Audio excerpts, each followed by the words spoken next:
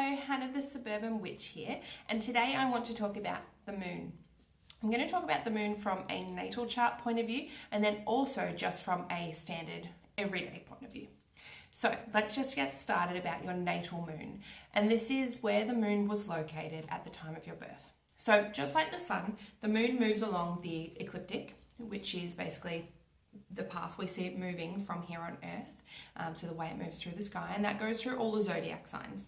Okay, so if you go out there, one of those fancy astro apps, you can look up and see where all the signs are located and actually see for yourself where the moon is at the moment.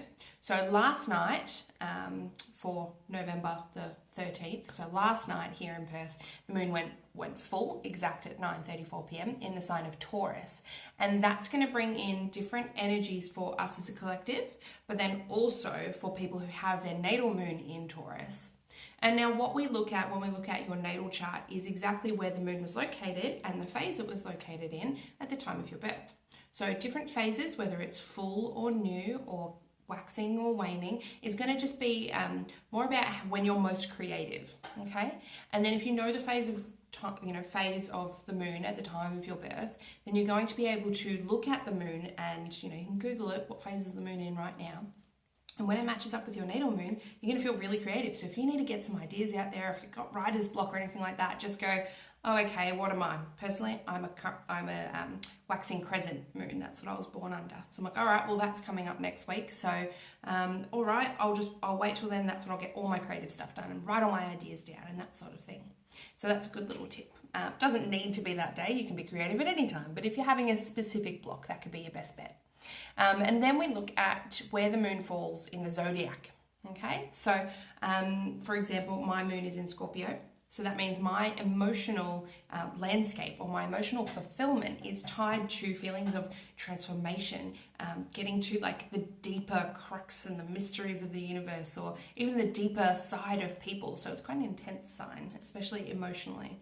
And then we look at the houses. Now, you need your exact birth date time to find out the houses accurately. So what we look at then is what house your moon falls into. So my moon falls in the 10th house, which is the house of career legacy. So my emotions are tied in with my career. So this sort of starts to bring in a little bit more sense that when I took maternity leave, that my mental health went really, really, really downhill. So this is because the way I feel happy is by doing something for work and having a career and that sort of thing. So this can be different for everyone. For example, my husband, his moon is in Virgo, so is my daughter, but his moon is in the 4th house. So that means his emotions are tied to his family life and his home time and his financial stability and that sort of thing. So if his home is not in order, or if his family, me and my daughter, if something's going on with us, he is not emotionally stable at the time. So there's different ways that it comes through for different people. And the fact that his moon is in Virgo means he's not super emotional. He doesn't come across as having these big ups and downs and that sort of thing. He's quite analytical with his moods, and usually if he's not feeling up to scratch in terms of his emotions, the best thing for him is probably to go and do something useful, one useful thing, and that'll sort of get him back on track. So whether that's I'll just wash the dishes, or I'll just make sure I'm read one chapter of my book, just getting that one thing done for him brings a lot more, brings him back into balance, basically. So that's just a couple examples, but you can go through the whole zodiac and you can find out really what you need to be happy and fulfilled. And I do this with my kids' natal charts as well. So this is a really good thing to know about your kids, where their moon falls, so oh, they're not feeling emotionally fulfilled right now because this is how they get that, and they don't have that right now. So that's something to be really wary of, and with the people around you as well. It's really useful information, guys. And the other good thing about knowing your natal moon is knowing, as the moon goes through all of the zodiac symbols, it changes every 2.5 days. So knowing when your moon sign is coming up, so like, okay, when's the next moon in Scorpio for me? Because that's going to be like a power day for me. That's when I'm going to be really energized and feel really, myself and like all those sorts of things. So it's good to know and start to track sort of how you're feeling on different moon days and that sort of thing. So that's the natal chart done. Then we move into just in general. So for example, I'm going to give you guys a book recommendation, and it's going to be all flipped around because I'm using my front camera. I'm sorry. But what this is called Moonology. It's by Yasmin Boland. This is a fantastic book if you're wanting to get in touch with the moon, or just get in tune with yourself and the moon.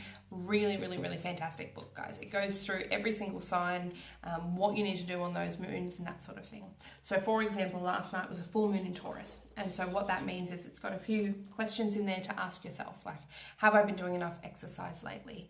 Have I been doing too much comfort eating? So those sorts of things that might come out when you've got a full moon. So that's a really big energetic vibe of that sign. That book also goes into your natal chart as well. So how different moons are going to affect you personally. So it's a really, really handy one to have. But basically, as I said, the moon goes through a different zodiac symbol every 2.5 days. So we're getting all these sorts of emotional energies coming in from the moon, and the moon has quite a big effect on us. And so that can be a reason why some people are feeling a little bit, crazy or off and that sort of thing. Usually with the full moon, that's when people go, oh, it's the crazy full moon. And that's because the sign that the moon falls in on a full moon is directly opposite to the sign the sun is in. That's why we get the sun illuminating the moon full. So we have at the moment sun in Scorpio, moon in Taurus. That's what was happening yesterday. So we get this opposing energy of like this earth and this water sign, and they're totally different signs as well. So that's where you get people sort of at a clash of what their everyday energy has been feeling like, and then suddenly their emotions are the complete opposite. So that's why we get this, build up to the full moon, and then once the full moon passes, it's like a big sigh of relief, and we can all just sort of wind back down and get back on with our lives, and then go back to, the new moon and start the phase all over again. Now, some people are born on full moons, and so if you are born under a full moon phase of one of the big things is this opposing side thing. So your emotions are going to be directly opposed to your underlying drive and your normal sort of everyday personality. So you're going to feel really flip-floppy in your life. Like, I really love this, but I hate that, but I actually really like that, and I really don't like that. So it's kind of like this absolute opposites that you're made up of, and you're made up of opposites. We are such complex people, us humans. So if you're born on a full moon, the key thing for you to remember is balance. It's all about balance. You're allowed to like different things at different times, and like things emotionally, but not like them for your everyday life. That's fine. We are complicated. It's okay to have those weird, little things, but just remember to balance it all out, and you'll feel okay. But it is a difficult phase to be born under. So that's just a little bit about the moon. If you want to know more about your specific natal chart, or your specific moon sign, or how it's going to affect you, just hit me up for an astrology report. If you don't want the full one, even adults can book the kids one, and the kids one, just tell me that it's for an adult, not a kid. And the kids one's just a mini report, basically. So that's just going to give you your sun, moon and rising, and maybe your Mars and your Mercury, that sort of thing. So I look forward to chatting with you guys soon, and enjoy this lovely day wherever you are in the world.